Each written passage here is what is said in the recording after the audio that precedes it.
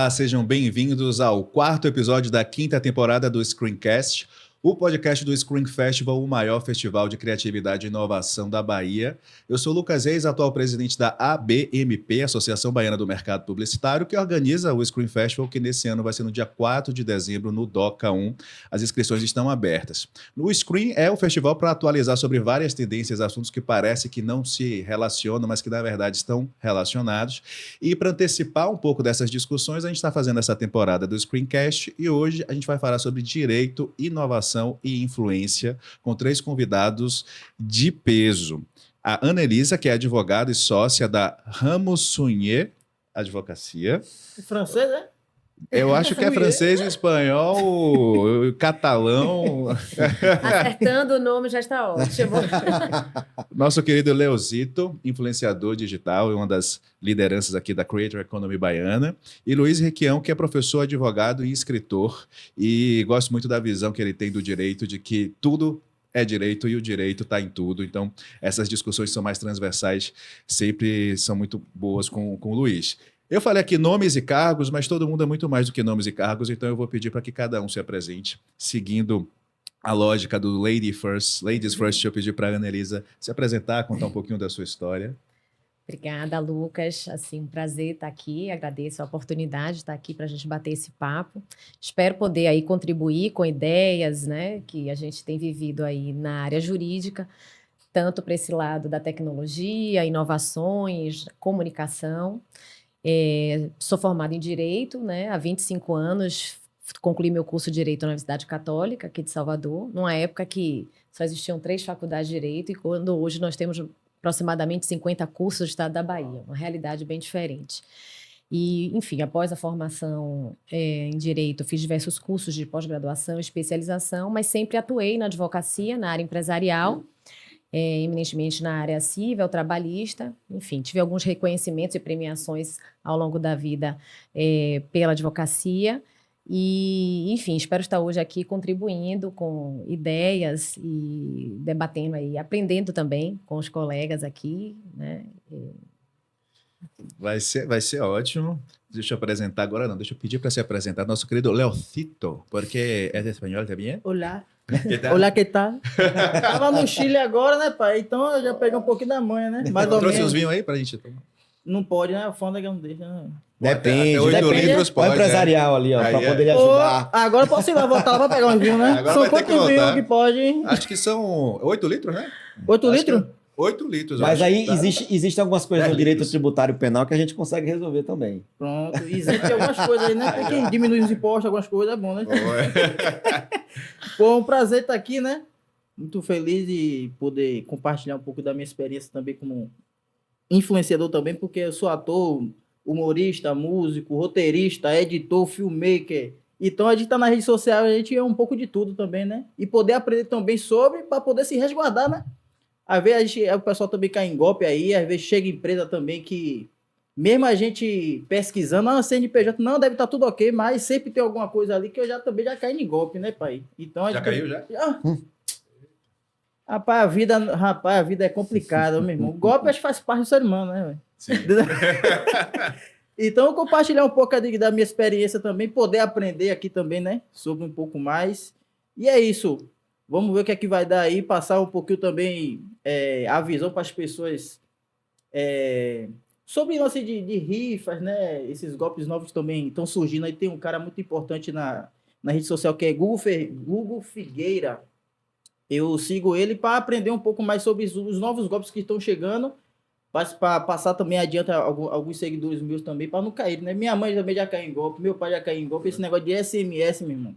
Ah, renovação de CNH, aí chegou o SMS. Chegou um pra mim esses dias. Pô, chega, tem um dinheiro travado seu aqui, eu falei, quanto?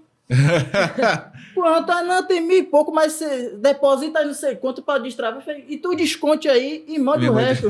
Mande o saldo. Boa, Leocito, boa, Leocito. E aí, nosso terceiro convidado é Luiz Requião, que é professor, escritor, coordenador, é referência aí quando se fala em direito penal. Bom, primeiro, muito feliz de estar aqui, né? O convite do Scream é um evento que eu tenho muito carinho. Eu acho magnífico a ideia do Scream, da mistura que o Scream faz. Eu Eu sou fã dessa mistura porque, como você falou, Lucas, eu acho que o conhecimento, de forma geral, ele está em todos os lugares, né? É óbvio que a gente divide porque não consegue se saber tudo. Mas e o direito, especificamente, ele está em tudo, né? Literalmente em tudo. Ninguém faz nada, seja um regimento interno, seja um código de ética. Então, o direito está em todos os lugares. Então, eu fico muito feliz de estar aqui. Né? E aí, falando um pouquinho, aproveitando a deixa de Leozito, falando sobre golpes, né? Que é um pouco da área que eu estudo hoje, que são os crimes virtuais. E aí eu posso lhe dizer, Leozito, que hoje em dia o crime de estelionato, estatisticamente, hoje ele acontece muito mais no mundo virtual do que no mundo real. Né? Estatisticamente, hoje, a gente já tem dados que mostram um crescimento muito grande do estelionato no mundo virtual e uma diminuição do estelionato no mundo real. Exatamente porque, como uma empresa, eu vou tentar ter o maior lucro com o menor risco.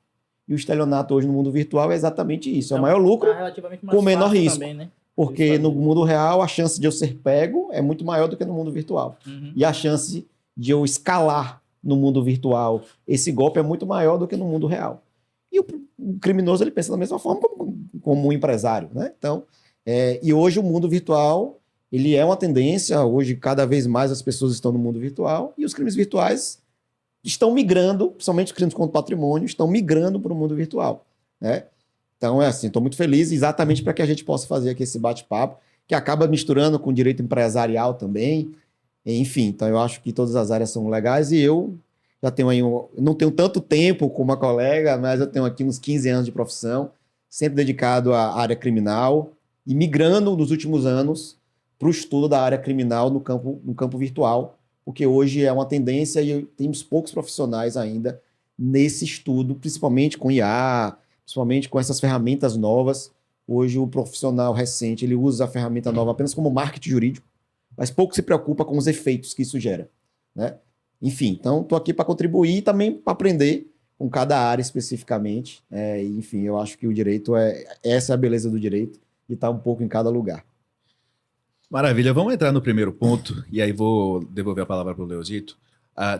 Acho que uma das maiores mudanças no nosso ecossistema de comunicação foi com o surgimento das redes sociais, o fato de uma pessoa comum se tornar um influenciador no sentido literal, né? Alguém que passa a influenciar um conjunto de pessoas a partir dos seus comportamentos, das suas opiniões e tal. Isso abriu oportunidades para marcas, porque aí, de repente, influenciadores se tornaram empresários, né? Você tem hoje gente da Creators Economy que tem centenas de funcionários, fatura milhões de reais e tal. Mas, por outro lado, começou a se questionar qual é o papel e a responsabilidade desse influenciador. Seja para questões mais difusas, por exemplo, ao mostrar uma vida que quase é inalcançável, né? Isso gera um problema de saúde mental para os seguidores, ou em problemas mais factuais, né? De divulgar, por exemplo, alguns produtos que podem gerar vício, de replicar notícias que são mentirosas e tal. Então, eu queria que você falasse um pouco desse cenário hoje, de como você lida com essas oportunidades de ser influenciador. É incrível, né? E como você está crescendo, qual a estrutura que você já tem. E essas questões mais de responsabilidade ética. O que é que você segue hoje ao aceitar uma campanha? Como é que o cuidado que você toma com seus seguidores? Hoje eu tomo muito cuidado, né? Acho que é um papel também ali junto com a agência, com a assessoria, buscar a fundo qual é a marca que está chegando, qual é a funcionalidade dela, se ela compactua com o que eu acredito, se compactua também com o que meus seguidores também acreditam, né? Eu acho que hoje tá muito assim, muitos influenciadores tá meio que tá nem aí mais, né? A galera tá meio que divulgando mesmo, é mais pelo dinheiro, infelizmente tá assim, mas eu, graças a Deus, junto com minha assessoria também, com a minha produção, a gente tem todo um cuidado, né, antes de divulgar uma marca, seja relevante ou não, que lá, até 3, 4 anos atrás, quase que eu tomei meio que um processo, né? De uma marca? Não, ou foi de um seguidor. Porque tava muito naquela coisa, não lembro o que foi, meu Deus, que eu divulguei, alguma marca não sei se foi de renda extra, foi logo no começo, quando eles chegaram, né? Sim. Aí a agência procurou ela, aí pesquisou o CNPJ, falava, o pessoal, não, tá tudo certo aqui, pode divulgar, aí tá tudo certo mesmo, velho, porque eu não gosto de Sim. polêmica, essas coisas de golpe, eu odeio essas coisas, velho. Aí o pessoal, não, tá tudo certo, aí eu divulguei e tal. Aí 2 meses depois, chegou um processo que uma seguidora tinha caído no golpe dessa empresa. Era golpe mesmo. Era um golpe mesmo. Uau. Tipo, o cara tirou o dinheiro de todo mundo, teve que tirar, meu, e aí foi pesquisar chat, nada, WhatsApp, nada, site, nada, tudo caiu. Então o cara deu um rombo aí, acho que foi mais de 3 milhões, velho. Não nessa seguidora. Não, juntou Porque todo mundo, seguidora né? bem. Não, mas que seguidora é essa? Tá Minha bem cadeia, de tá? seguidor. Tá pra vender Lamborghini papagaio? Então tem que ter muito cuidado, velho. Muito cuidado. Acho que são poucos influenciadores hoje que têm esse cuidado mesmo de pesquisar a empresa mesmo que vai divulgar. Eu mesmo tô tendo muito cuidado, porque eu já caí no golpe, eu não quero passar também para meus seguidores a mesma coisa, né? Ainda mais que é um público mais CD, que é o pessoal que necessita mesmo, às vezes, tá passando por um perrengue, aí veio uma oportunidade ali de achar que vai ganhar um dinheiro, né? Extra e mais fácil, mas acaba caindo em golpe, infelizmente. E hoje você é um cara bem sucedido, então talvez já tenha um padrão de vida, de renda, de gasto, de consumo Rapaz, um pouco hoje era maior. pra eu estar rico. Tá rico, rapaz? Não, rico de saúde, rico de meus pais estão vivos, graças a Deus, tô podendo estar com minha família, mas, tipo assim, e assim, financeiramente, se eu quisesse estar rico, hoje estaria por conta das propostas que chegam, né, de jogos de Sim. azar, dessas propostas maiores. Então, eu prezo muito por isso, né, de não divulgar qualquer coisa. Esse lance de jogo de azar mesmo, eu já fui vítima já logo no começo. Perdi dinheiro já com o jogo de azar. 3 milhões, não foi? Aí, ó. Tá vendo você? Era mais. É por isso que não é rico, não perder esses 3 milhões. Já perdi um dinheiro com o negócio de jogo de azar, depois caí na real. Rapaz, peraí, rapaz. Eu ganhei meu dinheiro suado aqui, irmão. Né? Já ganhei metade do salário mínimo. Porque muita gente, o público mesmo real desse pessoal de cair em golpe, de jogo de azar, é o pessoal C&D, irmão. Que tá na necessidade mesmo de... Ah, não, aqui eu vou ganhar o dinheiro fácil que eu vou jogar, mas acaba se afundando. Exemplo de muita gente que cai em depressão. Muita gente tira a própria vida, né? Gente que pede dinheiro até a agiota para poder jogar por conta do vício, né, irmão? Então é algo a se pensar também e instruir cada vez mais os seguidores. E você também tomou algum cuidado para preservar um pouco da sua vida, para não... Seja para não expor, ou seja até para não... a galera não começar a achar que tem que seguir a sua vida, tem que ir para os seus restaurantes, tomar os seus vinhos pro Chile. Trazer vinho. Eu tô em um lugar, eu só posto 2, 3 dias depois. Eu tô assim agora, enganando o inimigo agora, né? Enganando o inimigo. Tava no Chile, eu só postei 2 dias depois que eu tava gravando o programa lá. E esse lance de mostrar a vida pessoal, eu sou muito restrito, né? Não mostro muito, eu gosto mesmo de mostrar meu trabalho, que é humor, eu faço humor. Faz 13 anos que eu trabalho com a internet, comecei lá no YouTube, migrei pro Facebook, agora Instagram, outras redes sociais. TikTok também? TikTok também. Tem uma conta no canal que as pessoas fazem por mim, eu não tenho. As pessoas estão lá fazendo, ganham o dinheiro delas lá, né? Na verdade, eu tô... Como é? Como é, pai? Trabalhando de graça? Não trabalhando de graça, não, como é? Gerando emprego. Gerando emprego. Pô, gostei. O pessoal tá faturando com meus vídeos lá, gerando emprego, né, irmão? Mas eu sou um cara que sou muito caseiro também, não saio muito. Eu procuro me aperfeiçoar bastante e me profissionalizar. Não ficar só na rede social, como eu faço também teatro. Já tem mais de 6 anos que eu faço espetáculos, faço stand-up também. Então eu tô me aperfeiçoando, entrando cada vez mais no teatro, porque eu tenho que almejar outras coisas, né, além da rede social. Porque a rede social acabar hoje, aí vai fazer o quê, pai? Então o teatro é uma fonte de renda bacana, é algo que eu gosto também de fazer. Sim. Então eu tô migrando cada vez mais pro teatro, me aperfeiçoando, aprendendo outras línguas também, porque isso agrega, né, profissionalmente. Então eu tenho almejado outras coisas lá na frente que eu tenho que me abdicar agora, me dedicar bastante para poder trazer mais profissionalismo, mais conteúdo também diversificado.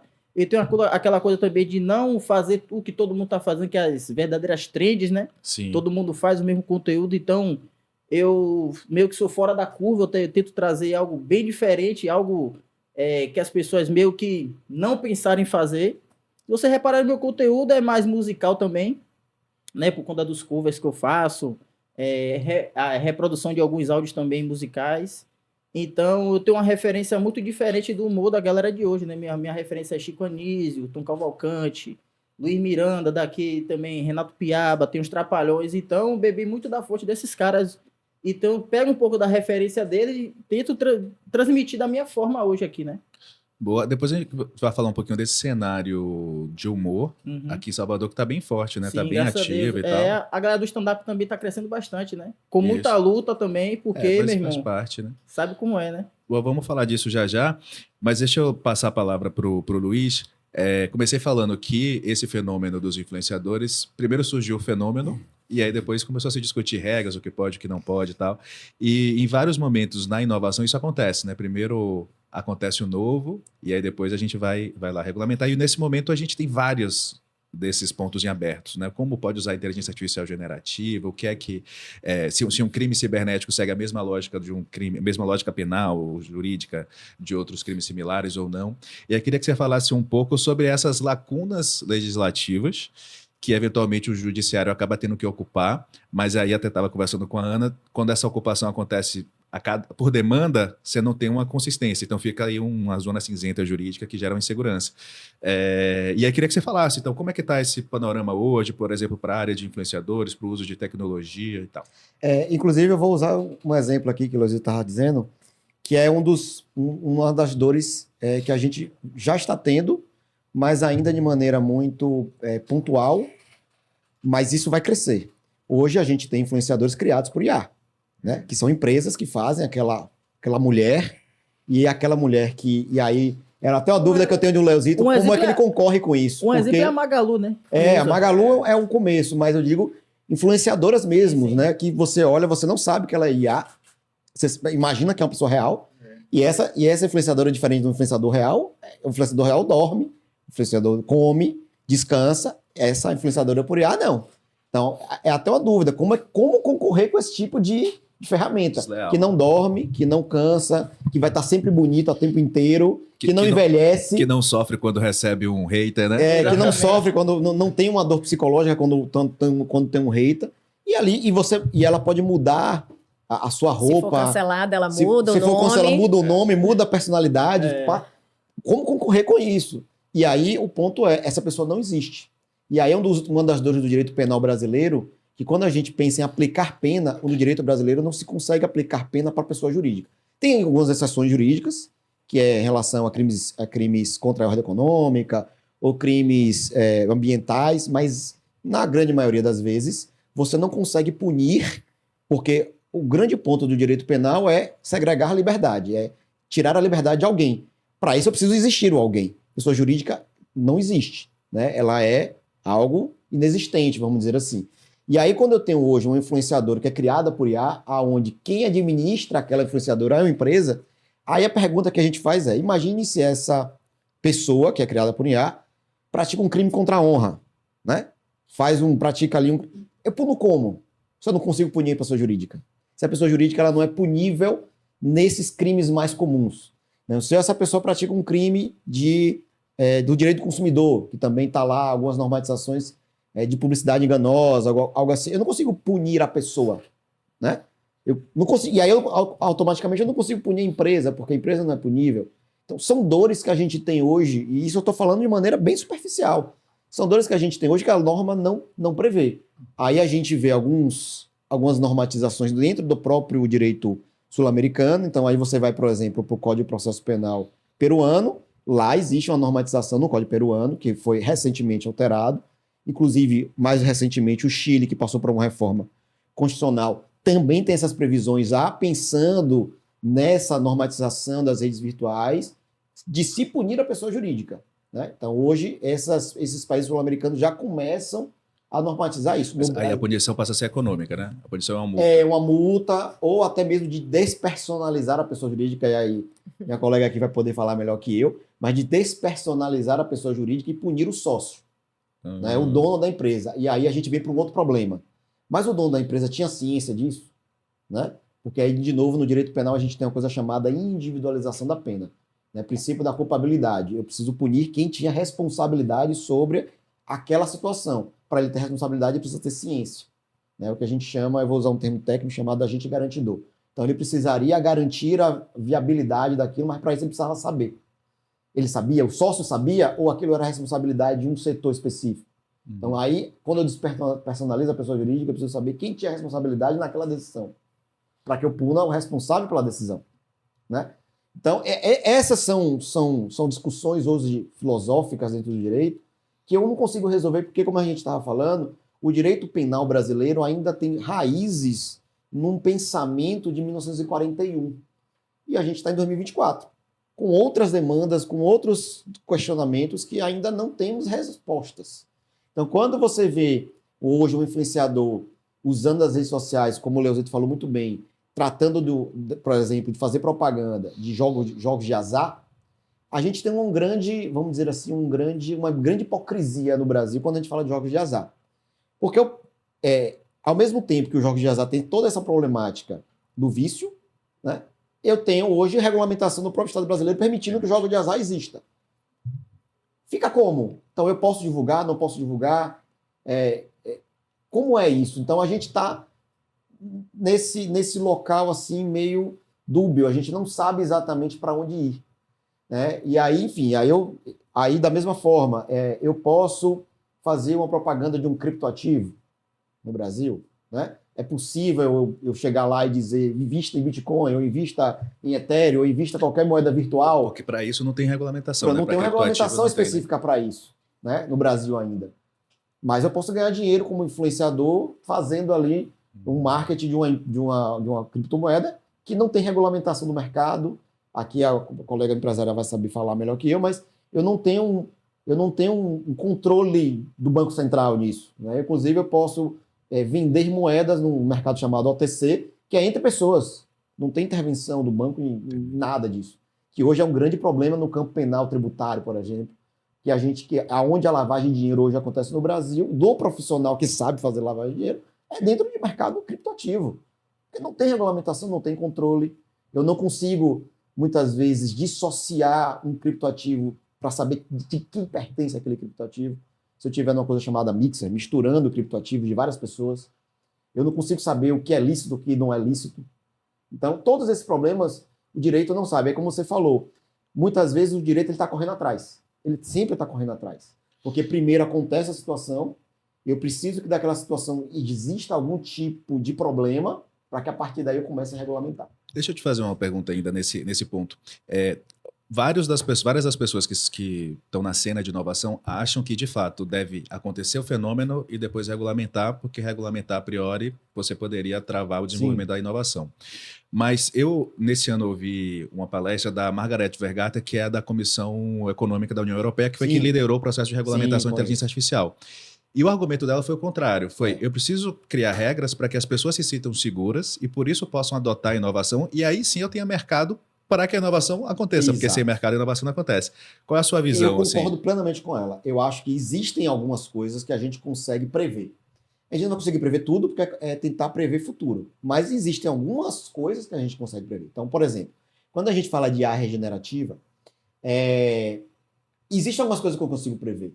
Alguns limites. Inclusive, a União Europeia ela colocou uma régua, né, de algumas IAs de alto risco para baixo risco. E ela estabelece algumas regras. E ela coloca ali alguns parâmetros mínimos do que seria um alto risco e do que seria um baixo risco. Aí eu vou usar uma ferramenta mais popular, que é o ChatGPT. Ele, para a Europa, no primeiro momento, ele é visto como de médio risco, atualmente. Mas a Europa já vê o ChatGPT como a probabilidade dele se tornar de alto risco. Então, ele já vê a necessidade daquela empresa que administra aquela ferramenta de cumprir alguns requisitos. Então, eu concordo plenamente com ela. Eu acho que é possível a gente prever algumas regulamentações. E aí o Brasil ele tem uma vantagem, porque como já existem regulamentações em outros países, e esse problema é um problema mundial, isso não é um problema do Brasil. Não é o Brasil apenas que está vivendo isso, porque a gente, quando fala de tecnologia, ela está disseminada no mundo inteiro. Então, não é o Brasil que tem esse problema. Então, eu já consigo perceber experiências em outros países. E com essas experiências eu consigo já prever alguns problemas futuros. E eu já posso, então, regulamentar esses problemas futuros. Então, por exemplo, esse exemplo que eu acabei de falar. Hoje eu tenho influenciadores que são criados exclusivamente com IA. É um problema isso. Eu já sei que esse problema existe. Então, será que eu já não consigo antecipadamente, antes que isso se difunda, eu já não consigo prever esse problema e já começar a regulamentar isso? É possível. O negócio é que, culturalmente, no Brasil, a gente espera o problema acontecer para legislar depois. Então, isso é uma questão cultural. O Brasil, ele tem uma ideia cultural de normatização, de primeiro surge o problema e eu trato dele depois. É sempre tratar o problema depois que ele surge, e não uma ação de prevenção, de eu tentar precaver o problema e já tentar criar um caminho de regulamentação. Porque, como você coloca, quando eu não sei o que fazer, eu vou fazendo no escuro. E aí como a linha é tênue do que é possível, do que não é possível, eu muitas vezes não sei aonde eu estou. Aí eu vou esperar o problema acontecer e aí muitas vezes o judiciário ele fica num cenário difícil. E eu imagino o quanto difícil deve ser para um juiz julgar situações da qual ele não tem normatização, de ele tentar encontrar, e muitas vezes é o que a gente chama de legislação alienígena. Ele vai lá na Europa, busca aquela legislação para tentar adaptar com o cenário brasileiro, para tentar criar ali algum tipo de direcionamento. Mas fica tudo muito solto, porque o juiz pode decidir de uma forma, outro juiz pode decidir de outra forma, um vai entender que aquilo ali é ilegal, outro vai entender que não é, e a gente fica nesse cenário. E essa insegurança jurídica acaba sendo ruim para a inovação. Fica sendo ruim para a inovação, porque você, como empresa, como é que você vai investir em algo que você não tem certeza qual é o resultado final? Será que eu vou pagar uma multa? Será que eu vou ter alguma punição? Será que eu vou ter algum problema? Eu não sei responder, porque eu não consigo ter uma normatização clara do que é possível e do que não é possível. E isso é um problema até mesmo para você investir na evolução tecnológica, porque você não sabe que caminho você deve seguir. Terminando esse primeiro bloco, agora vamos olhar para o direito, não como esse normatizador, mas vamos olhar para o direito como um campo que pode usar a tecnologia, a inovação, e pode inclusive usar aí os influenciadores para tornar mais palatável as regras. Ana, você tem pesquisado muito sobre a aplicação de tecnologia, inclusive de inteligência artificial, na área jurídica, para acelerar processo, enfim. Aí queria que você contasse um pouco de como está esse panorama. Então, essa busca, na verdade, eu tenho filhos jovens e costumo dizer, quem não está aberto a se adaptar e ser flexível não consegue mais sobreviver no mundo moderno, né? Situações como a vivida pelo Leozito, para a gente que é operador do direito, é assim um prato cheio de circunstâncias ali que atingem na área civil, na área criminal, enfim, a cabeça da gente, os olhos da gente brilham, né? Quando vem uma situação que fala assim, quantas possibilidades de responsabilidades, etc. E, enfim, pela necessidade de prosseguir na advocacia, buscar um escritório com um olhar mais moderno, mais próximo dos meus clientes, que também são empresas que usam tecnologia nos seus processos, tendo que também nos adaptar às tecnologias e ferramentas hoje já utilizadas pelo judiciário, porque a inteligência artificial ela já está incorporada ao judiciário brasileiro. Temos toda essa carência de regulamentação, vivemos um momento ainda dessa zona cinzenta, mas a inteligência artificial já existe nas relações humanas, nas relações sociais, nas relações de trabalho, no dia a dia do judiciário brasileiro, né? Enfim, nessa busca de adequação, enfim, mergulhei nas pesquisas aí de ferramentas que pudessem ser incorporadas ao dia a dia do meu trabalho. E hoje eu digo que minimamente um advogado que não tem ferramentas de acompanhamento processual, peticionamento eletrônico, que não sabe utilizar essas ferramentas, ele não exerce a profissão, né? Então, hoje o direito vive esse cenário, e que lida com conflitos extremamente novos, que a gente tem que usar legislações esparsas. Nós temos matérias relativas à privacidade, proteção de dados, né, responsabilidade, né, do fornecedor, né, o Código de Defesa do Consumidor. Enfim, existem legislações que a gente pode utilizar para solucionar os conflitos, né? Mas, obviamente, falta uma regulamentação específica, porque são relações e situações muito sofisticadas, né? Que requer um conhecimento, inclusive técnico, muito profundo. Você vê hoje, eu não sou especialista na área de direito digital, mas você, quando lê os livros e, enfim, assiste palestra dos especialistas na área, todos eles têm em paralelo um estudo em engenharia, andam com peritos ao seu lado para compreender o funcionamento de todas essas ferramentas, né, redes sociais. O Brasil hoje, nós temos hoje uma população que mundialmente é o maior índice de celular per capita, apesar de sermos um dos países com um certo, o que é considerado, né, um analfabetismo digital, né? Então, as pessoas usam as ferramentas, muitas vezes sem compreender como podem ou não usar, né, a tecnologia. E nessas relações sociais, que as relações humanas, enfim, estão aí, começam a surgir os conflitos. Então, as situações, por exemplo, trazidas pelo Leozito, onde ele fez a divulgação de uma marca que ele acreditava, que foi brifada para ele, que era uma marca confiável, e seus seguidores, ao acessarem essa marca, negociarem com essa marca, sofreram prejuízo. Surgiu o conflito. A relação humana, a relação social, ela já estava existindo. Mas a necessidade de você ir buscar na legislação uma solução, ela só vai ser latente quando o conflito ali surgiu. E agora? Quem que vai ser responsabilizado? Né? É a própria marca, o influencer que divulgou, é a plataforma que o influencer está utilizando, o YouTube, o Instagram, né? E, enfim, a gente vai utilizar as legislações gerais presentes hoje no direito civil, defesa do consumidor, mas é óbvio que há uma necessidade de ter uma legislação mais específica para todas essas relações que são extremamente sofisticadas, como eu disse. Bom, no dia a dia da advocacia, como eu disse, hoje os tribunais já estão utilizando a inteligência artificial para agilizar os processos. O Brasil tem um número... É o campeão em advogados, é o campeão em número de processos. Nossos processos ficam parados por anos, né? As pessoas necessitam da solução jurídica de seus problemas. E eu vejo a utilização da inteligência artificial na área jurídica com otimismo e muito bons olhos. Lógico que isso agrega uma grande responsabilidade, isso traz questões éticas muito sérias que precisam cautela para serem analisadas e, principalmente, termos uma legislação que nos traga essa segurança jurídica. Mas a utilização da inteligência artificial pelo judiciário, por exemplo, tem realmente agilizado o andamento dos processos. Tem evitado que situações idênticas tenham decisões contraditórias.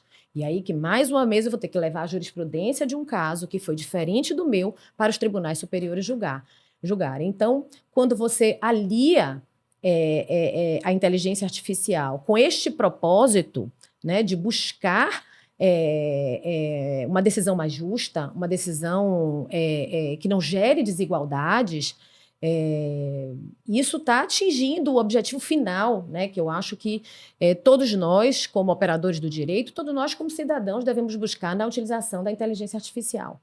Eu não acredito nessa teoria de que a inteligência artificial vai substituir o trabalho humano, né? O que a gente vê hoje é que as máquinas, elas já substituem os trabalhos, digamos assim, burocráticos, né, de pesquisa de dados. Eu digo que há 25 anos atrás, quando eu consegui o meu primeiro estágio, a única habilidade que eu precisava ter para estagiar era saber ler e escrever. Porque eu tinha que ler o diário oficial, identificar o nome do advogado, sócio do escritório, recortava, entregava para ele e ele despachava. Hoje eu tenho uma ferramenta tecnológica que filtra isso, automaticamente gera uma informação nos meus relatórios internos e avisa o advogado responsável pelo caso que ele tem um prazo. Muitas vezes manda um e-mail para o cliente já solicitando algum documento ou diligência. Isso me gera relatórios, isso já sai para meu setor de faturamento. Olha quantas atividades burocráticas já foram absorvidas pela máquina. Isso eu não estou falando uma coisa de ontem para hoje. Isso é uma coisa de muito antes da pandemia. A pandemia veio para escancarar o que já existia no mercado, né? Nós já tínhamos a possibilidade de fazer videoconferências, audiências, sustentações orais, simplesmente não usávamos. E hoje, por exemplo, meu escritório hoje, apesar de ser em Salvador e em São Paulo, eu atuo no Brasil inteiro. Eu faço audiência em Araracruz, sentada, graças a Deus, olhando o mar, né? Porque na nossa bela cidade nos oferece essa possibilidade. E funciona perfeitamente. Funciona perfeitamente. Eu acho que com boa vontade de todos, com seriedade, com transparência, responsabilidade realmente acima de tudo,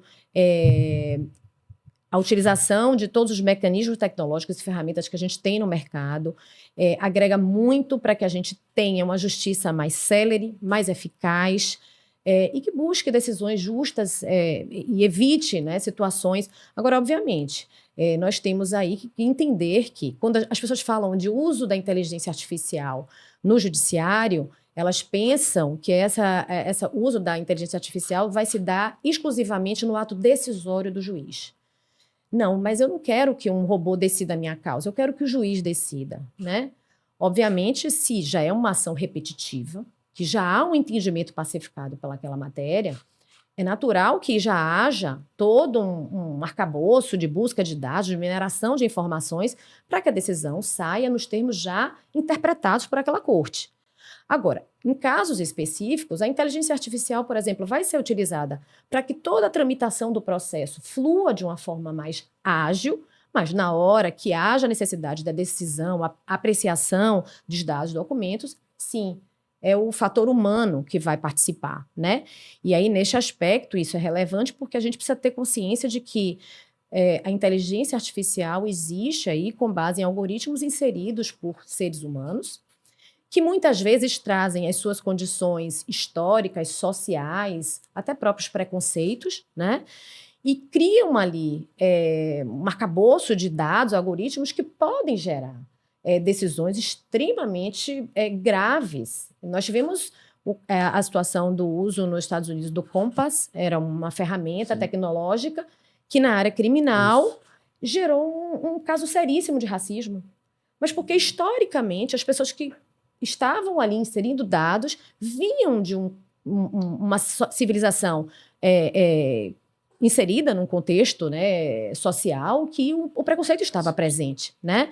Então, o juiz, na hora que recebe uma causa, precisa ter esse cuidado, essa responsabilidade, né, de analisar se efetivamente há possibilidade daquele caso seguir por ser um caso repetitivo, né, por uma decisão já pré-estabelecida por aquela corte, precisa ser analisada detalhadamente, não se deixando levar por essas situações perigosas, né, que os algoritmos e a inteligência artificial podem gerar. Você falou de Compass, é muito engraçado, porque eu escrevi um artigo há pouco tempo sobre isso, falando de reconhecimento facial e do sistema do Compass. E aí eu coloquei lá, concluí, né, que na verdade o Compass, quando foi usado nos Estados Unidos, ele era um resgate com uma validade de uma ferramenta tecnológica de uma tese lombrosiana. Porque o Compass, ele era exatamente o quê? Ele dizia que... Tese lombrosiana é o quê mesmo? A tese lombrosiana nunca comprei isso no mercado. Vamos lá. Acho que eu já tive tese lombrosiana. Deu um exame. Tese lombrosiana é uma tese da criminologia, que é o quê? É você colocar parâmetros para dizer que todo mundo é igual. Então, por exemplo, é você chegar e dizer assim, não, fulano que mora em uma determinada área, como aquela área tem um grau de violência X, então todo mundo daquela área é violento. É mais ou menos isso. E o Compass, ele fazia exatamente isso, porque o Compass ele era usado nos Estados Unidos como uma ferramenta de análise acerca de concessão ou não de algum benefício na execução penal. Então, o que é que ele dizia? Se aquela pessoa qual era a probabilidade de determinada pessoa reincidir ou não naquele crime. E aí eu concederia um livramento condicional a depender desse grau de probabilidade. Só que qual era o problema? Que os dados colocados ali eram dados inseridos de maneira preconceituosa. Então, o que é que ele dizia? Né? Qual é a tendência de pessoas de reincidirem? Então, são negros, são latinos, em regiões mais periféricas, com taxa econômica mais baixa. Essas pessoas têm uma probabilidade maior de reincidir. Só que isso é lombrosiano, porque isso não é a realidade. Isso é algo preconceituoso. Então, eu torno um algoritmo preconceituoso, né? Que é a mesma ideia que a gente tem hoje do reconhecimento facial, em Salvador, inclusive. Hoje, o reconhecimento facial, quando você vai no metrô, por exemplo, ele tem uma probabilidade maior de buscar rostos negros para fazer o reconhecimento do que rostos brancos. Por quê? Porque a base de dados dele está lá colocada que há uma probabilidade maior de negros cometerem crimes do que brancos. Por quê? Porque ele pegou lá, entre aspas, um book de fotos que foi inserido e, obviamente, a maioria das pessoas inseridas ali são pessoas negras. Porque é isso que acontece. Um problema socioeconômico. Então, o Compass ele fazia isso de uma maneira muito mais rápida e ele tinha um carimbo. Foi uma tecnologia que diz que a probabilidade de você reincidir é maior. Como é que eu contesto? Porque ele dá o que a gente chama de falso positivo. Ele dá, se a tecnologia está dizendo, é porque ela acertou. E isso era um problema de preconceito. Então, quando ela fala do Compass, é maravilhoso, porque se tentou inserir isso no Brasil, inclusive. Existiam alguns estados brasileiros que nas varas de execução penal tentou trazer essa ferramenta para o Brasil. E aí, a partir do momento que ficou configurado, e aí tem um projeto aqui no Brasil chamado Projeto de Inocência, que é um projeto também advindo dos Estados Unidos, que já trouxe o problema lá e disse, não, a gente não pode aplicar isso no Brasil. Porque se nos Estados Unidos isso já gerou um problema, imagine no Brasil. Né? Que é uma população eminentemente mais negra e que normalmente são as pessoas que estão inseridas em um local que tem uma violência por um problema socioeconômico. Não necessariamente, não é porque alguém é de uma comunidade X que todo mundo ali vai praticar crimes. E era isso que a tecnologia como o Compass fazia. Então, você tornava o preconceito, você duplicava o preconceito. Você escalava o preconceito, Você né? escalava o preconceito. E a inteligência artificial, ela tem a tecnologia de uma forma geral, ela tem essa capacidade de potencializar tudo. Exato. Assim como ela potencializa, como eu disse, né, a agilidade do andamento dos processos, a agilidade dos nossos trabalhos no dia a dia, ela potencializa os riscos também. E com a aura de imparcialidade, né? Exatamente. E com suposta imparcialidade. E tratando-se do Brasil, que é um país que tem a facilidade de acesso ao judiciário, né? Nós temos aí a justiça de pequenas causas, a justiça do trabalho, que são justiças gratuitas, uma quantidade muito grande de advogados, né? E uma população consumidora que utiliza celulares, que utiliza redes sociais, uma das maiores consumidoras de redes sociais. Eu acho interessante quando alguns estudiosos da área colocam que o Brasil é o Vale do Silício na área jurídica, né? Porque, assim, as possibilidades dentro do direito de você criar ferramentas tecnológicas para gerir essas situações que são geradas dentro do nosso país, assim, são infinitas, né? Então, é algo que realmente requer muita cautela, porque, enfim, as consequências e os riscos envolvidos, éticos e, enfim, jurídicos, são muito grandes. Muito grandes. Deixa eu pegar um gancho da sua fala anterior, né? Quando você comentou, assim, da explanação do Leocito, que você via várias oportunidades ou vários espaços para o direito atuar. E aí, Leocito, no ano passado, eu prestei uma consultoria para a Hotmart, que é uma das maiores plataformas para Creators Economy, e descobri que faltam muitos prestadores de serviços que entendam da dinâmica dos influenciadores. E aí eu queria te ouvir um pouco de como você está suportado hoje do ponto de vista jurídico. Assim, quando você vai conversar com um advogado, com um contador, eles conseguem entender a minúcia do seu negócio, do seu dia a dia, que tipo de risco você está exposto, ou não? Assim, então seria um ótimo momento até de ter essa conversa aqui para saber como o setor jurídico pode auxiliar os influenciadores, que eu repito, hoje são vários deles, né, são empresários, né, com equipe, exposto a risco, fala com milhões de pessoas. Gerando emprego, como ele diz. Gerando emprego, né? Poderia estar ganhando essa ponta aí, né? Rapaz, na verdade, geralmente não converso diretamente com o advogado, né? Uhum. Tem uma pessoa já...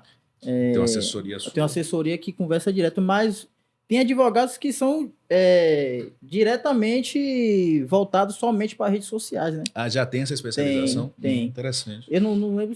Dentro provavelmente deve ser dentro da lei Direito digital, né? digital. Advogados especializados tem um em cara direito digital. especializado somente para isso. Deve tratar especificamente da Lei Geral de Proteção de Dados, né? A questão do direito do consumidor. E aí, no seu caso também, muitas vezes, como você lida com marcas, as próprias marcas já devem ter o seu jurídico interno e já trazem muitos contratos pré-determinados. Né? Geralmente, quando eu fecho marca, meu irmão, chega aí um contrato de 10 folhas, 15 folhas, que é muita coisa, né? Para poder acertar mesmo. Então, ficam lá e cá, né? Ah, essa cláusula aqui não tem como a gente fazer, tem como ser dessa forma, então manda de novo. Então, a gente fica sempre nesse lá e cá, né? Com lance de contrato.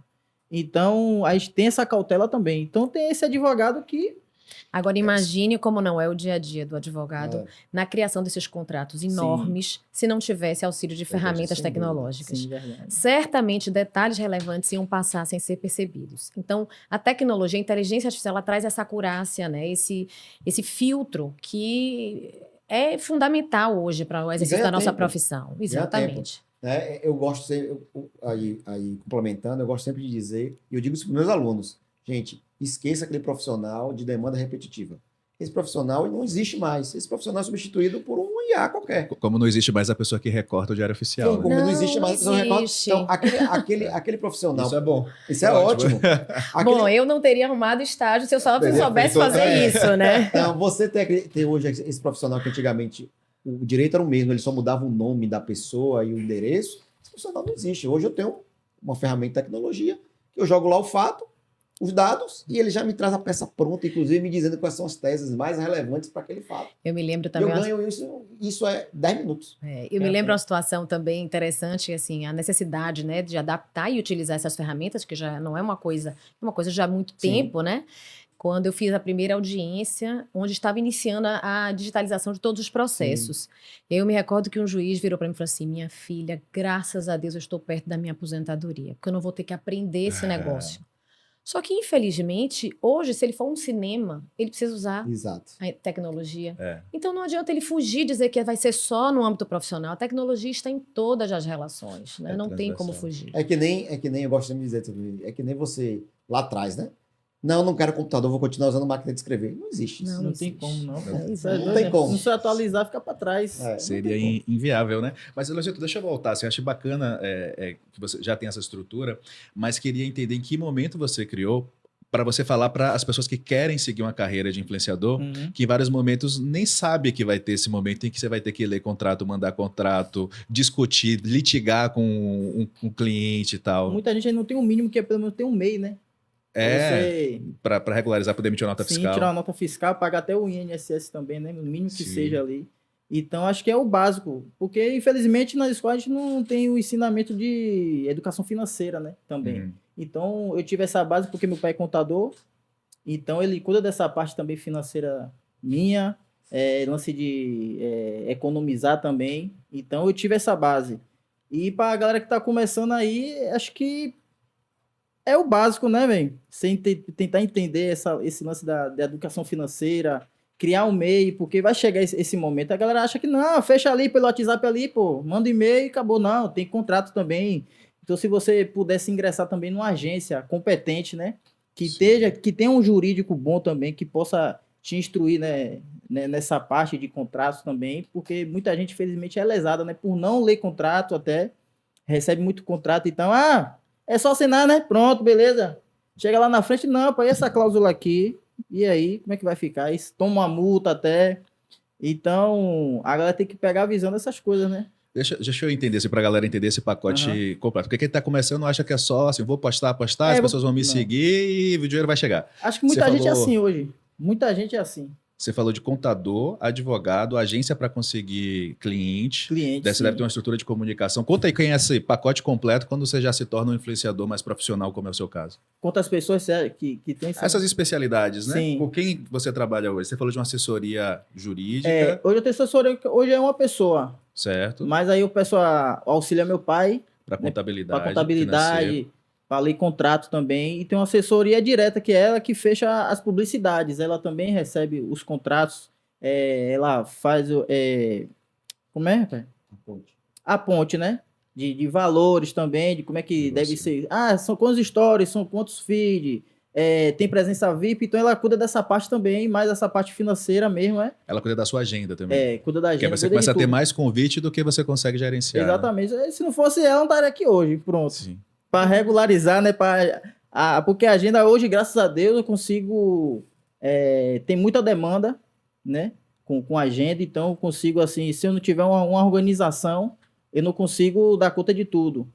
Então, graças a Deus, tem que ter, gente, uma assessoria ali, mesmo que você pega um amigo, pronto, pega um amigo, pelo menos para ter um contato ali, um número, pega um número, um e-mail. Olha, velho, você faz essa função aqui, vou te dar tanto aqui, só para você... checar os e-mails, ver as publicidades que está chegando aqui e buscar também o profissional do lado jurídico, né? Porque vai chegar os contratos. E aí, deixa eu ainda contigo, queria que você falasse para as marcas. Na sua fala inicial, você sinalizou assim, hoje em dia tem influenciador, a maior parte dos influenciadores não estão tomando cuidado sobre com quais marcas se relacionar e tal, mas para as marcas também é um risco se relacionar com um influenciador que não seja profissional. Sim. Esse cara pode sumir, esse cara pode depois ter um problema de imagem. Tem uma coisa que as marcas hoje não estão procurando mais influenciador que tem tantos seguidores. Estão procurando mais gente relevante, né? Que tem uma representatividade.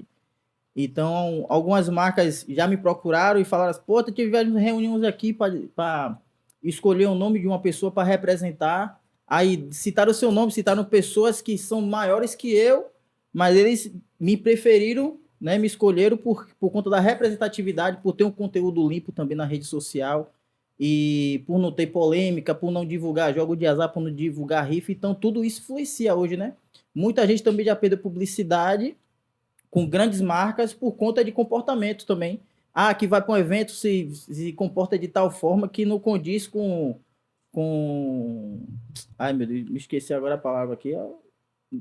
Com a ética. Com a ética da... Obrigado. Advogado. Se fosse você, tá lascado agora. Com a ética, porque foge as palavras, né? Com a ética. Por conta disso, se você vê a maioria dos influenciadores, eles não fazem publicidade de muitas marcas. Porque as marcas não querem mais essa galera que tá divulgando o jogo de azar, tá divulgando o riff. Então, é até um conselho também para quem tá chegando aí, né? Se profissionalizar, tiver o conteúdo mais limpo possível, ser autêntico também, né? Tem que ser você e não seguir o que os outros estão fazendo. Infelizmente, tem gente aí que tá fazendo por fazer, faz por dinheiro também. Infelizmente tá assim, mas eu hoje, graças a Deus, depois de tomar também muita porrada, porque são 13 anos, né, irmão? Aprendendo. Eu tenho muito que aprender ainda também, claro, mas o pouco que eu aprendi, o pouco da base que eu tive também com meus pais, eu tento levar à frente, aconselhar outros que estão chegando também, para poder não cometer o mesmo erro que eu e o mesmo erro que muitos estão cometendo, né? Deixa eu pegar um gancho com o que a Ana-Lisa falou antes, que foi... você colocou assim, na cadeia de possíveis responsabilizáveis num processo que envolve um influenciador, ter a plataforma, Instagram, YouTube e tudo mais. E essa também é uma lacuna legislativa, que é a da regulamentação das plataformas. Soube que nesse mês está pautado no Supremo Tribunal de julgar um item do Marco Civil que responsabiliza as plataformas. A gente não sabe o que é aquilo, não sabe nem se vai ser julgado, alguém pode pedir vista, né? Mas aí eu queria trazer esse ponto para cá, né? Eu vi também uma pesquisa de uma professora da Universidade Federal do Rio de Janeiro, se eu não me engano, em que ela achava que a plataforma deveria oferecer algum tipo de garantia para alguém que trabalha na plataforma como influenciador. Porque no fim do dia você está produzindo conteúdo de graça para a plataforma. Sim. E ela falou, isso devia estar num olhar de regulamentação. Você tá gente para a plataforma. Exatamente, né? Aquela coisa de que a maior empresa de vídeos do mundo, que é o YouTube, não produz vídeo nenhum, Exato. A maior empresa de carro, o Uber não tem carro nenhum, etc, etc. Aí eu queria que vocês falassem um pouco de como vocês estão vendo esse processo de regulamentação, tanto de responsabilização das plataformas no sentido do conteúdo que circula ali, como de regulamentação econômica, né? De garantir alguma estrutura para o influenciador, de se responsabilizar por eventuais problemas de saúde mental de quem usa a plataforma. Fechando aqui o parêntese, nos Estados Unidos tem um questionamento, especialmente do TikTok, sobre saúde mental de adolescentes. Sim. Alguns casos de suicídio que acontecem e que se relacionam a um uso excessivo das plataformas. Isso também está sendo dito, você devia ser responsável por isso, você devia criar algum instrumento para que regulamentasse esse uso e tal. Enfim, advogados, eu como advogado criminalista, eu prefiro sempre falar por último. Então... na verdade, é um universo assim, gigantesco, né? Que, enfim, a legislação tenta acompanhar, né, não só os conflitos que vão surgindo, mas, né, regulamentar essas relações sociais.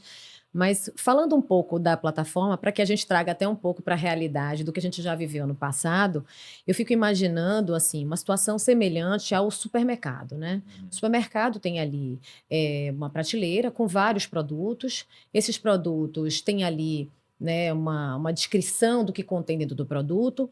Teve por trás, por exemplo, o Tony Ramos, que naquela época que fazia propaganda do produto, e de repente eu, consumidora, né, no uso daquele produto, tive um problema de saúde, ou enfim, o produto não atingiu o objetivo que foi ofertado naquela publicidade, né?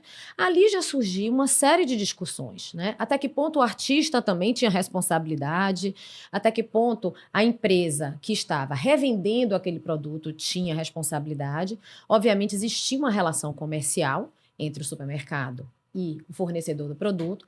E quando a gente traz isso para as plataformas, a gente não tem necessariamente essa relação comercial, né? Porque o uso dessas plataformas muitas vezes é gratuito e surgiram com este propósito, né? Um filme super interessante que eu recomendo, inclusive, para que as pessoas assistam e entendam até como é que surgem as ideias, né, de criação esses instrumentos tecnológicos, essas ferramentas. É o filme que trata sobre o surgimento do Spotify. Sim, eu assisti esse filme. Toda a movimentação era no sentido de assim, nós queremos ter acesso à música gratuita.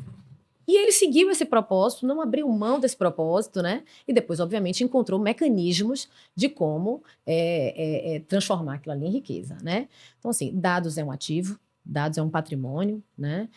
Essa questão da privacidade de dados precisa ser tratada com muita severidade, porque todos nós aqui já recebemos ligações de empresas fazendo propaganda que você se questiona, como é que essa empresa tem meu telefone e sabe meu nome, né?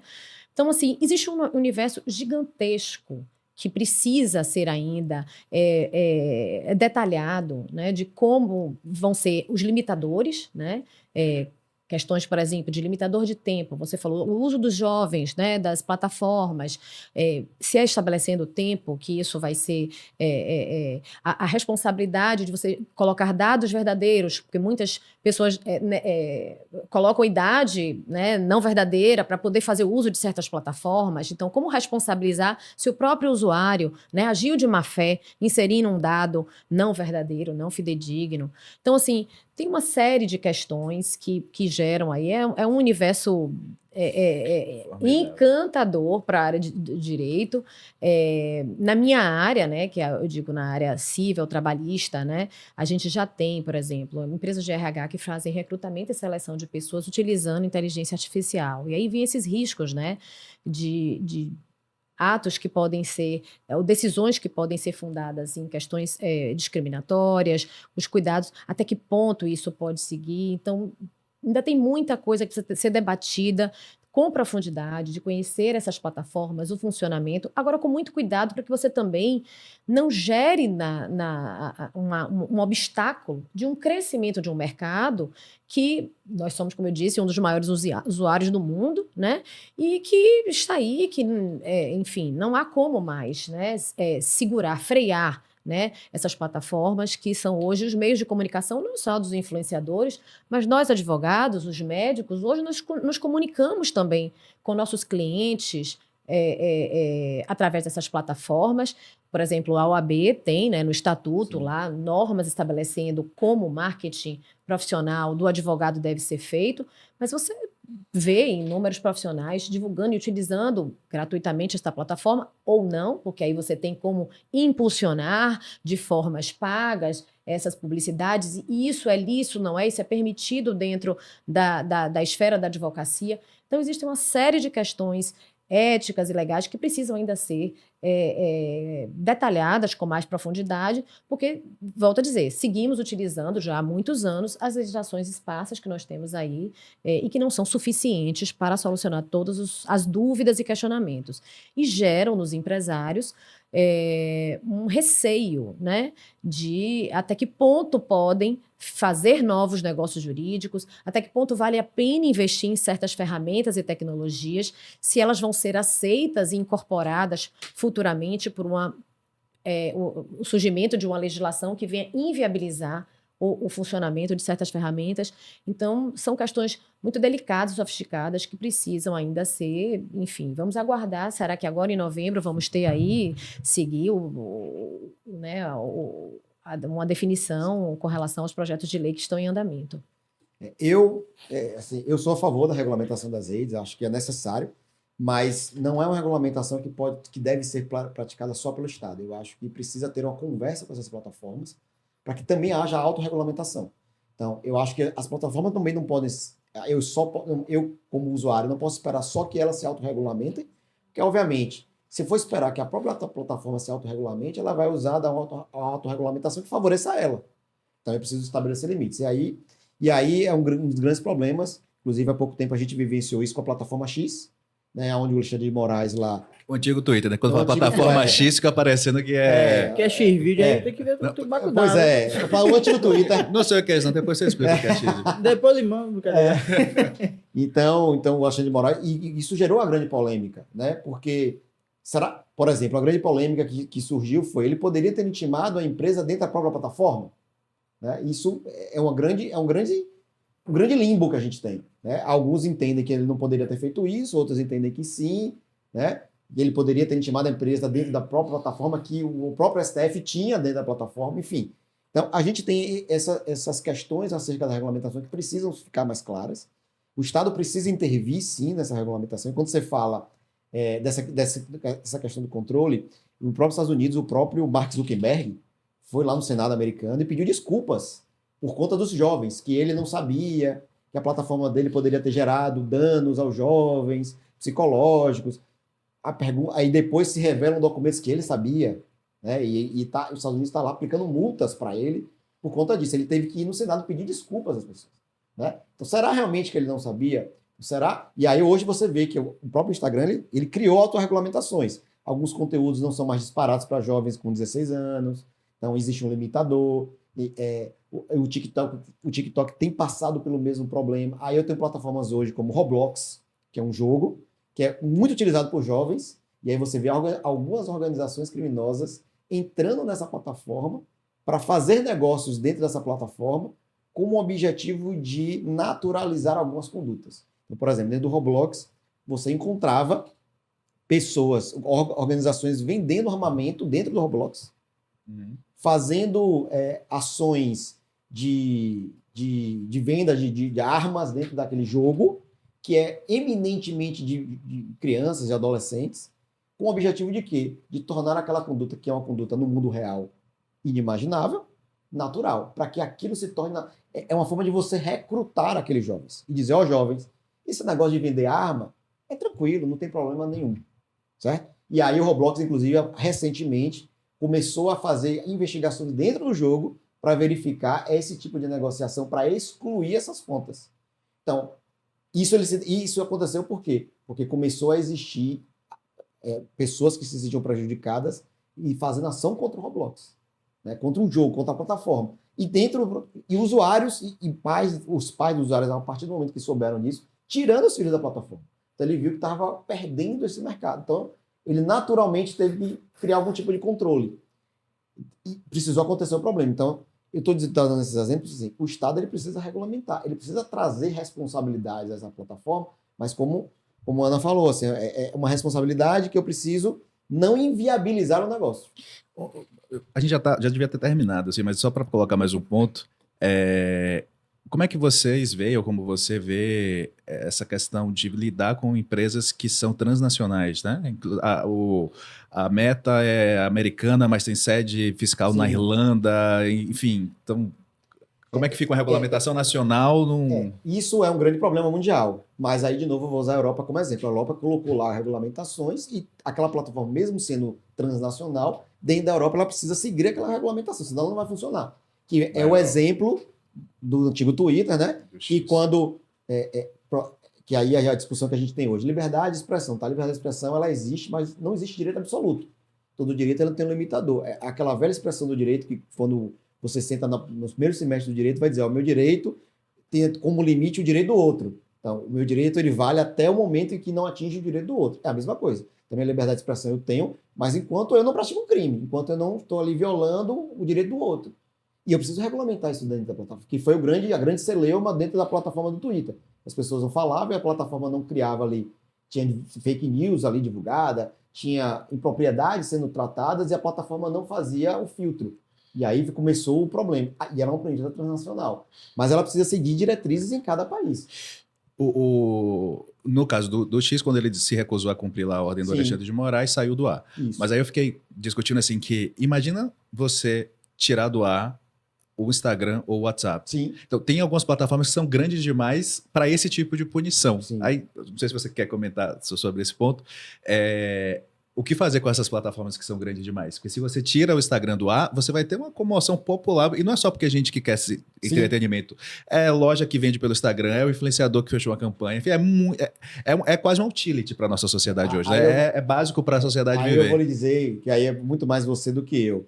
Eu não posso ter um lugar só. Como o Leozito falou, eu não posso ter uma coisa só. Eu tenho que usar várias plataformas. Então, eu tenho que ter um site meu, né, que aí é meu, né, da internet. Então, aí o Instagram caiu, por qualquer motivo, eu tenho que ter uma alternativa.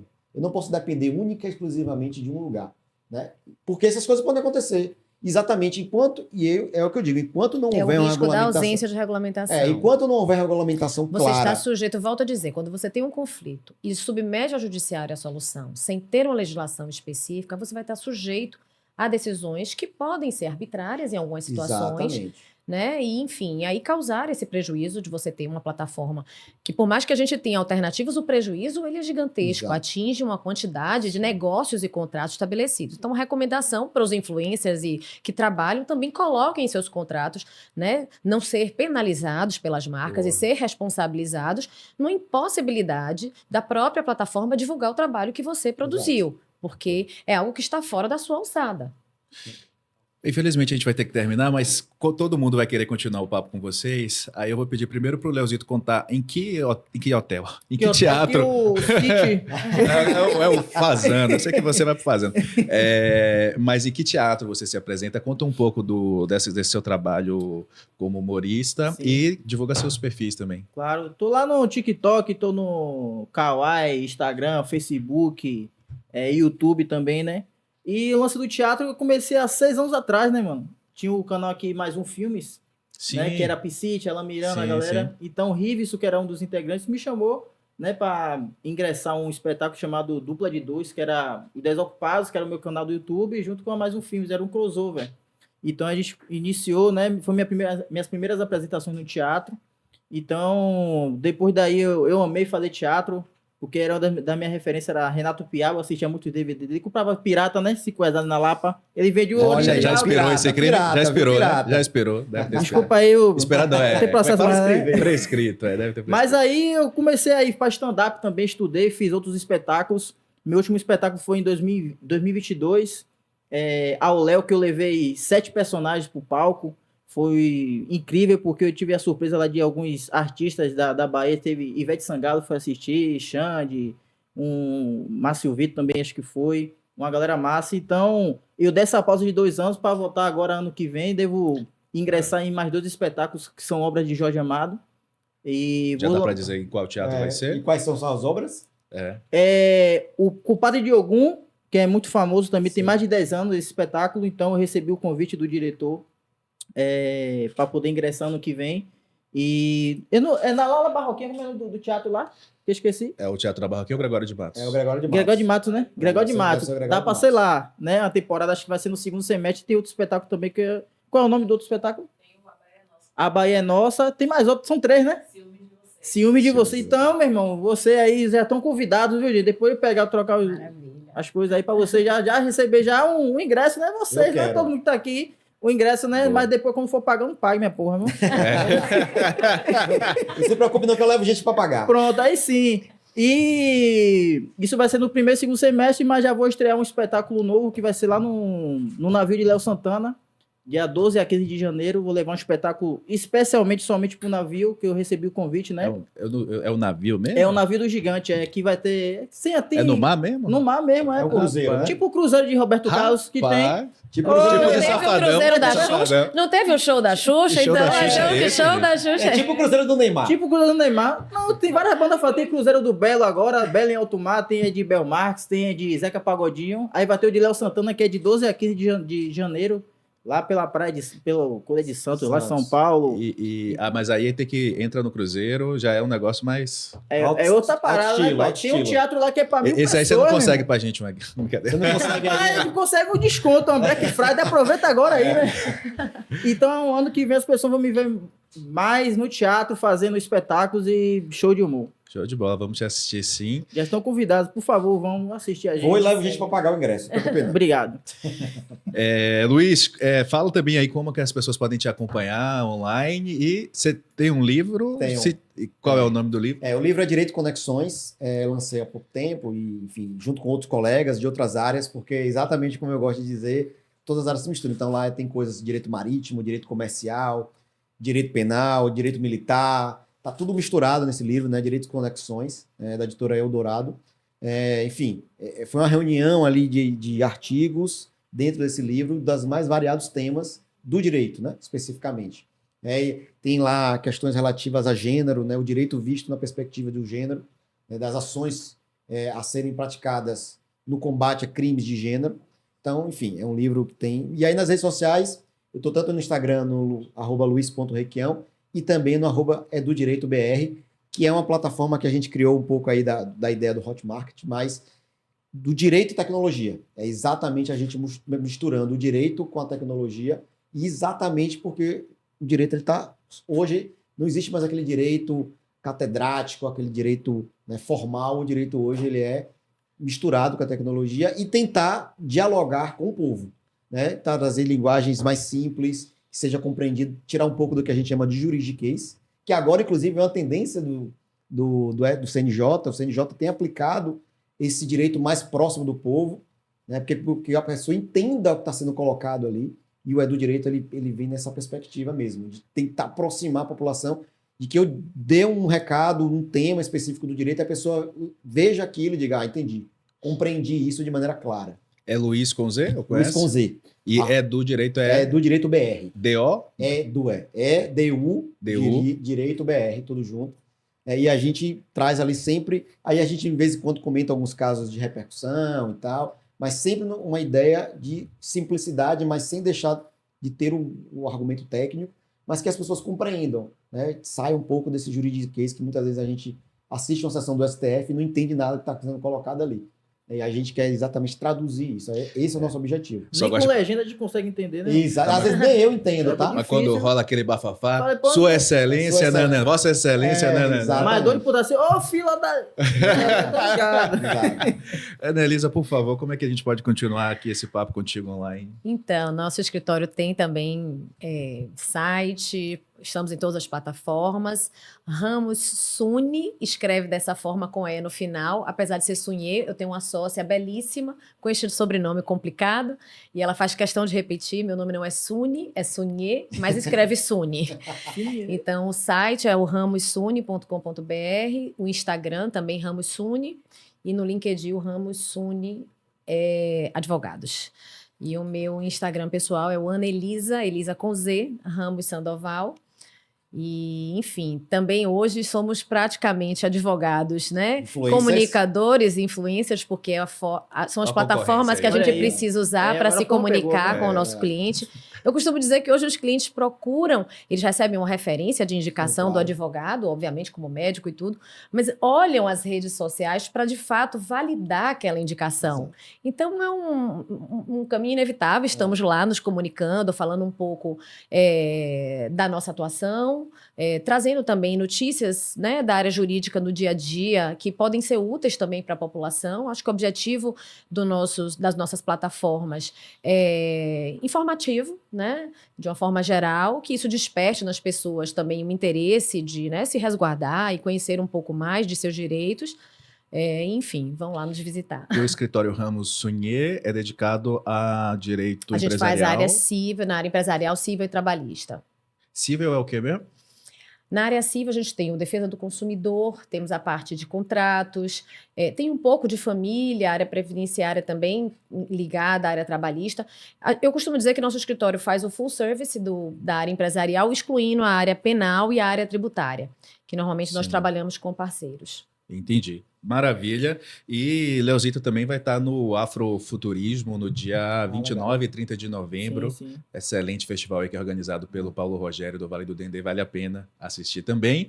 E a gente encerra aqui, mas a gente conseguiu já colocar várias das questões que vão ser trabalhadas no Screen desse ano. A gente falou sobre essa crescente dos crimes virtuais e como as legislações estão tentando lidar com isso, criar segurança para que a gente possa continuar inovando e mitigar os riscos do que vem com essa inovação. A gente falou sobre o papel social dos influenciadores, a responsabilidade para as marcas, para as suas audiências e para os próprios influenciadores também, né, como oportunidade de negócio, oportunidade de emprego, a importância de se profissionalizar. E a gente discutiu também sobre a regulamentação das plataformas, a regulamentação de inteligência artificial. Esses são temas que a gente vai ir um pouco mais fundo no Screen no dia 4 de dezembro. Foi um prazer conversar com vocês. Quem ainda não se inscreveu no Screen, vale se inscrever, as inscrições são gratuitas. O Screen vai acontecer no dia 4 de dezembro no Doca 1, que fica no bairro do Comércio. Eu agradeço a todos e até a próxima.